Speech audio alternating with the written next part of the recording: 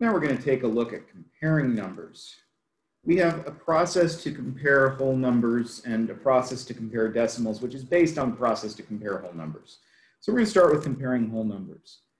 To compare whole numbers, first we mentally position the numbers on a number line. If you're not good at positioning them on a number line in your head, it's perfectly fine if you want to write them down and figure out which should come first. We select the number that is farther to the left on the number line. That's the smaller number. And then we write an inequality with less than, this little symbol here, or greater than, depending on whether the smaller number comes first or last. So we'll start off with this 42 and 32. Well, if I draw a little number line here, I can say, all right, well, here's 30, and here's 40. And so over here, that's 42. And over here, that's 32. And clearly, 32 comes before 42. So 32 is the smaller number. Therefore, we fill this in like so. Now, the way I was taught to remember this is that we can think of this like an alligator. And alligators are greedy and they want to eat the bigger number. So there we go. We've got a little alligator who wants to eat the 42 instead of the 32.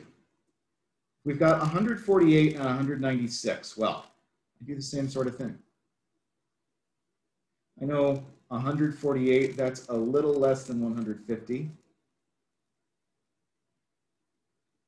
And I know 196 is a little less than 200. I compare them to numbers that I already know something about. And let's be honest, 148 and 196, this isn't too difficult.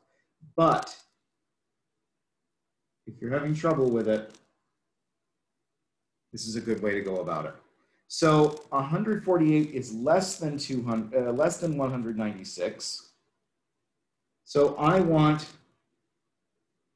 to put in a less than sign. The alligator wants to eat the 196. We come down here and compare decimals instead, though, and things are a little more difficult. But we start off from the same place. We start by comparing the whole number parts. And if the whole number parts are the same, we compare the decimal digits place by place, starting at the 10th place and moving to the right. We don't have to put these on any number line.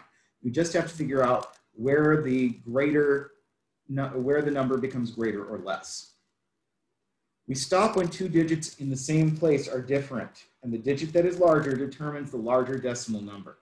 So here, the 3's are the same, so we move on to the 10th place. 7 is greater than 6, so this has to be 3.72 is greater than 3.68. Over here, we have 0.23 and 0.3. The 0 part, the whole part, that's the same. So we move on to the 2 and the 3. 3 is greater than 2. So there we go. We just fill in the greater than there and we're done.